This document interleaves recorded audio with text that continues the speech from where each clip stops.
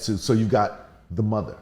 Then you've got her son who's doing what he does and this mentality when it comes to the programming, right? So you got the mom being programmed because her responses are normal, but they're all based on they're all based on things that are used to program her. Yeah. Right? Then you've got his reaction to her, on top of which is in and of itself his programming of never actually entering the room. And I think that was so dope and deliberate that they did that, bro, because what I got from that is you don't need a mama.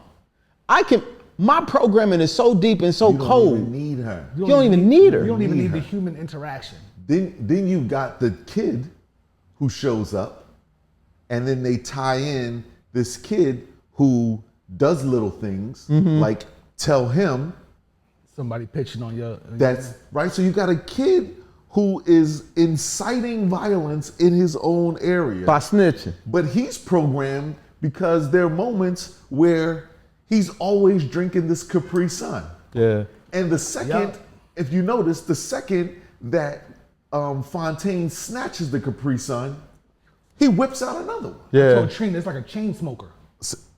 And so there you have it. So you look at, man, they did a they did a fantastic job on this movie. What I also noticed, bro, is when they went to Yo-Yo's grandmother's house, she wasn't there. She wasn't there. And they talked about, because there was this thing about being present but absent.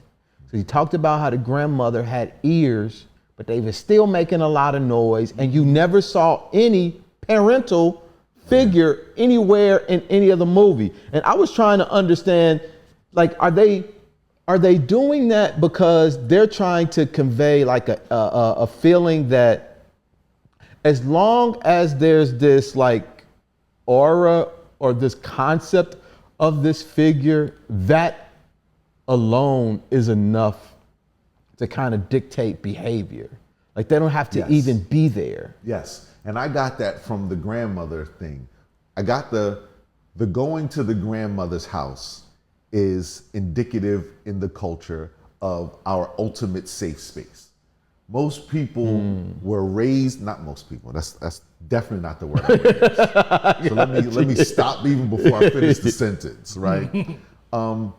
In our culture, grandmom's house is always the safest place there is to be. Nothing can happen to you at grandmom's house.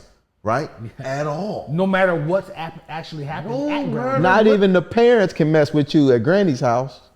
He goes there, but then what does he talk about?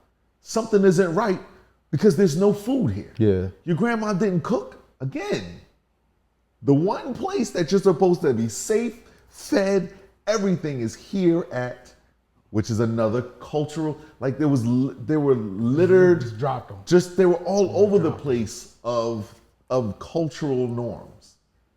And that was what I felt made me feel so, how pervasive and how systemic our issue is, bro. Because it's attached to our identity. Yeah. We are this culture that they've created. And we're so focused, man, which is so cold when you think about the system. We're so focused on the white man. And there is a piece of that. It's a big, that's the piece. But we can't disconnect from the cultural aspects of what we identify with to even really see the game that's being played. You know why? I'll say they dropped a gem in the movie that answers that train of thought. Yo-Yo says, I grew up 3 blocks away from here. Mm-hmm. She is a prostitute in her own neighborhood 3 blocks away.